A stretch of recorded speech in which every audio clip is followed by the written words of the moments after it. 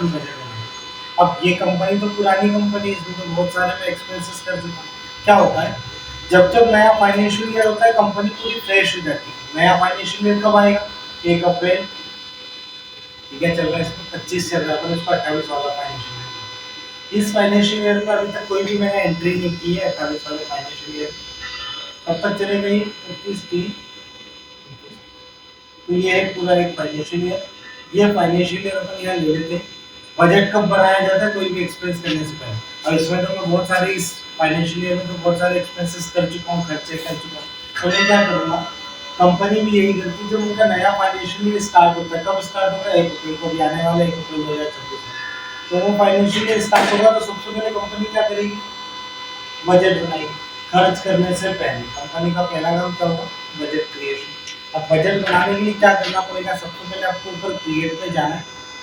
यहाँ पर जाने के बाद यहाँ पर शो मोर वाला ऑप्शन है, क्योंकि यहाँ भी सिर्फ 4 ऑप्शन मिलते। शो मोर में जाओ, ये रहा बजट दिखा। तो क्रिएट में जाना, शो मोर में जाना और बजट। अब बजट का नाम पूछ रहा है, नेम का मतलब है बजट का नेम। क्या नाम है बजट का? 2028 टू 29। नाम कुछ भी लिख सकते हो, आप खुद का भी नाम ऐड कर सकते हैं। अंदर में प्राइमरी रहेगा। पीरियड ऑफ बजट, कब से कब तक का बजट बनाना है? बजट बनाने के लिए पहले तो अपने को उसका करंट डेट चेंज करना पड़ेगा। ये कैसे चेंज करते हैं? क्या है इसकी शॉर्टकट की? Alt F2। अल्ट F2 करो, यहाँ पे डेट डालो, कौन सा फाइनेंशियल ईयर चाहिए था? 28 वाला। 31 3।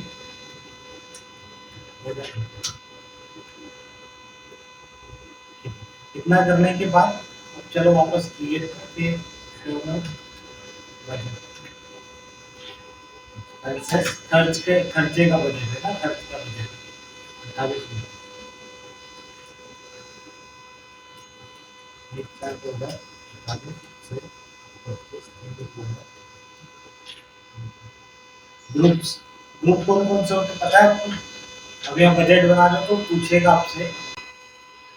चल, अब कौन से ग्रुप का बजट बनाना है? यहाँ पे खर्चे का बजट है, तो ग्रुप कौन सा रहेगा? Indirect expenses.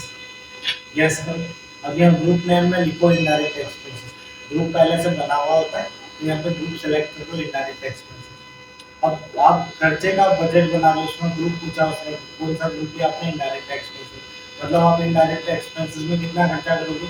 1 लाख रुपए का लिख दिया मैंने, भर रहे ये बजट है। एंड ग्रुप को तो यस कर दिया। अब सिस्टम पूछा है लेजर में भी बजट आपको सेट करना है। इनडायरेक्ट एक्सपेंसेस के 2 3 लेजर बताओ मुझे। Salary paid, rent paid, wages paid. Under में क्या लेते हो आप? सबके अंदर इनडायरेक्ट एक्सपेंसेस। जो इनडायरेक्ट एक्सपेंसेस 3 लेजर है, इलेक्ट्रिकल चार्जेस, लीगल चार्जेस, ये सारे। इसको यस करो लेजर।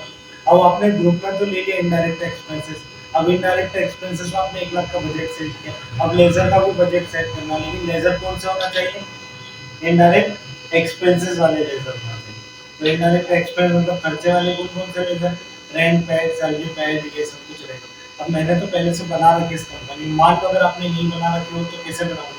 ऊपर आपको क्रिएट का भी ऑप्शन नहीं, पहले तो क्रिएट का भी ऑप्शन है। इसमें एक शॉर्टकट की यूज होती है, Alt+C। अल्ट के साथ में सी प्रेस करोगे तो डायरेक्ट ये नया लेजर बन जाएगा। लेजर क्रिएट, यहाँ पे लिखो लेजर का नाम है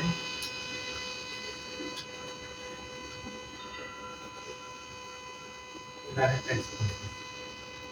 अब वहाँ जो आपने 1 लाख रुपए सेव किया ना, उसका डिवाइड करना है बजट में, कि मतलब मैं 20,000 रेंट पैड में करूँगा। अब कितना बचा है? 80,000 रुपये और बचेगा अपने बजट बनाने के।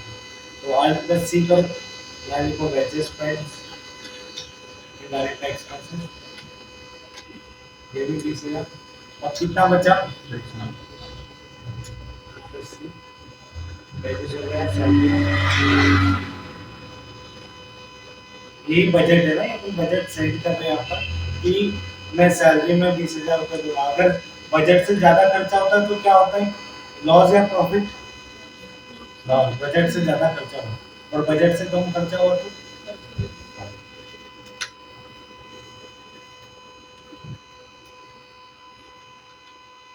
इलेक्ट्रिकल एक्सपेंसेस का नाम से ही बना है। कितना हो गया यहाँ तक? 60,000 हो गया है ना। अब बचा कितना? 1 लाख का टोटल बजट था। 1 लाख में से हम यहाँ पर कितना कर चुके टोटल, वो 1 लाख था उसका डिवाइड करना था, अलग अलग उसमें बांटना था अपने अलग अलग लेजर में, क्योंकि ग्रुप में तो आपने 1 लाख लिया लेकिन उसके लेजर में आपको वो 1 लाख डिवाइड करना है, जिसमें मैंने रेंट पेड 20,000 नहीं लिया, वेजेस पेड 20,000 लिया, सैलरी पेड, ये सब बजट बना लिए, 20-20,000 खर्च करेंगे इसमें। और इलेक्ट्रिकल एक्सपेंसेस कितना रहेगा हमारा, 40,000 रुपये, हो गए 1 लाख बराबर। कौन सा 1 लाख बराबर हुआ, ये ग्रुप था। इनडायरेक्ट एक्सपेंसेस जो 1 लाख लिया था तो ये लेजर में बांटना था, एक एक लाख, 1 लाख का मतलब डिवाइड करना था अलग अलग लेजर, नहीं कर रेंट है 20 20, ये 60 और ये 40 बचा हुआ, इधर ये हो गया बजट। सिर्फ बजट में नाम लिखना है आपको, फाइनेंशियल ईयर ऑल टैक्स से पहले फाइनेंशियल ईयर जो भी ऑल टैक्स से चेंज करो यहाँ डालो। उसके बाद ग्रुप यस, ग्रुप में इनडायरेक्ट एक्सपेंसेस का नाम आएगा, अमाउंट आपका 1 लाख। उसके बाद लेजर पे यस, रेंट पेड का लेजर बनाओ 20,000, ये आपने लेजर में सेट करते हैं कि इतना इतना खर्चा हम करेंगे एक्सेप्ट। जब खर्चा हो जाए, अब ये तो बजट है, जब बजट बन जाता है तो उसके बाद क्या करना पड़ता है, खर्च करना पड़ता है। खर्च कहाँ पर होगा, वाउचर। खर्च कौन सा वाउचर में होता है, पेमेंट वाउचर। ध्यान रखना है 4 इंपॉर्टेंट वाउचर है, कॉन्ट्रा, पेमेंट, रिसिप्ट, जर्नल, यही कंपनी में सबसे ज्यादा यूज होते हैं। मैंने पहले ही बताया था कि अगर ये वाउचर्स आ गए मतलब 50% काम आपने सीख लिया है। 50% काम क्यों सीख लिया है, क्योंकि इन्हीं वाउचर में रेगुलर बेसिस की 20 से 30 एंट्रीज इसी वाउचर में होती है, पेमेंट, रिसिप्ट, जर्नल, ये सारे कॉन्ट्रा, पेमेंट, रिसिप्ट, जर्नल। चलो अभी क्या है, पेमेंट हुआ, रेंट पेड कितना, देखो 20,000 का तो बजट था, खर्चा हमारे हिसाब से 13,000 का रेंट पेड किया कैश, और ये एक खर्चा हो। दूसरा खर्चा सैलरी पेड, 12,000 रुपये की सैलरी पेड की कैश।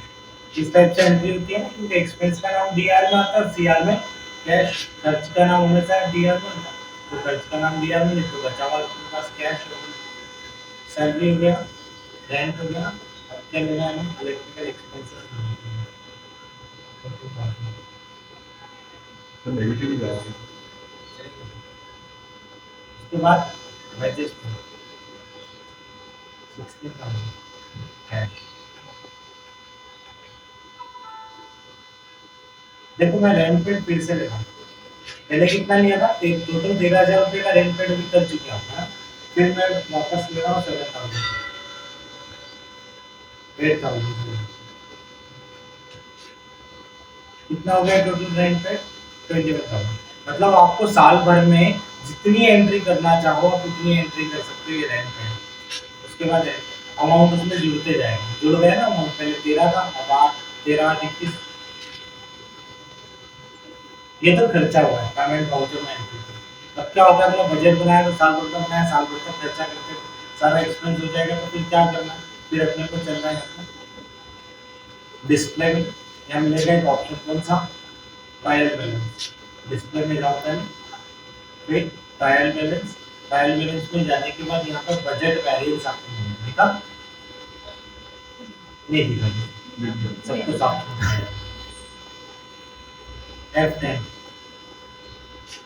F10 करने के बाद इसकी शॉर्टकट की बजट वैरिएंस की F10 करो, यहाँ पर बजट का नाम आ जाएगा, क्या नाम है बजट का, EXP 2028 to 29, ठीक, ये बजट का नाम है, ये आपका मेन बजट है, आप उसको एंटर से सिलेक्ट करो, एंटर करोगे तो सिलेक्ट, ये आ गया है बजट का पूरा हिसाब मिलेगा। अब ये हिसाब को समझना कैसे है, 3 column, column number 1, column number 2 और एक और कॉलम, ये एरो दिख रहा है, इसके ऊपर एक कॉलम है, उसको कैसे आएगा, उसके लिए राइट डायरेक्शन ये वाली की होती है, जब ये आगे की तरफ बढ़ेगा, ये 3 कॉलम है, तो अभी 2 कॉलम को समझो, क्या लिखा हुआ है, एक्सपेंसेस, EXP 2028 to 29, ये क्या है, बजट का नाम है, मतलब ये हमारा बजट है। इनडायरेक्ट एक्सपेंसेस में आपको बजट कितने का है, ये कॉलम क्या बता रहा है, बजट बता रहा है, कितने का बजट है, 1,00,000। ये क्या लिखा हुआ है, एक्चुअल, एक्चुअल का मतलब होता है एक्चुअल इतना एक्सपेंस आपने किया है, एक्चुअल में अपने इतना खर्च किया है, कितना खर्च किया है, 63,000, 63,000। क्या लिखा हुआ है, EXP 2028-29 ये बजट का नाम है, उसका क्या है, वेरिएंस, मतलब बजट का वेरिएंस, वेरिएंस मतलब डिफरेंस, क्या डिफरेंस आया, डिफरेंस ये आया कि 1 लाख का बजट था, 63,000 खर्च हुआ, बचा कितना? 37,000। अगर ये प्लस में आ रहा है मतलब प्रॉफिट है, अगर ये माइनस में आता है मतलब लॉस। ये प्रॉफिट में इसलिए आ रहा है क्योंकि बचा है अपने खर्चा 63 के। अब कुछ लोगों का क्वेश्चन होता है कि ये इनडायरेक्ट एक्सपेंसेस जो है इसमें मुझे वो चाहिए, लेजर चाहिए, तो कैसे ओपन करेंगे? अल्ट F1 करो, अल्ट F1 करोगे तो यहाँ लेजर ओपन हो जाएगा। आगे लेजर दिखो, इनडायरेक्ट एक्सपेंसेस के लेजर दिखो आपको, इनडायरेक्ट एक्सपेंसेस ये आगे सारे लेजर। अभी यहाँ पर देखिए आपका जो ये वाला कॉलम बजट बता रहा है, कितने का बजट था इलेक्ट्रिकल एक्सपेंसेस का? 40,000। खर्चा कितना हुआ? 14,000। 14,000। बचा कितना? 20। 26,000। फिर नीचे आओ, रेंट पैड कितने का बजट था? 20। ये एक्चुअल खर्च कितना हुआ? ओके। क्या हुआ? माइनस में चले गया नंबर। Salary paid 30,000। कितना एक्चुअल खर्चा कितना? 12,000। बचा कितना? आ रहा है समझ में? इसका पूरा ये वैरिएंस या डिफरेंस मिल जाता है। कैसे किया था ध्यान से देखो फटाफट। सबसे पहले क्रिएट में जाना, बजट में जाना, बजट पर बस काम लिखना है, पीरियड ऑफ बजट कब से कब तक का बजट बनाना है।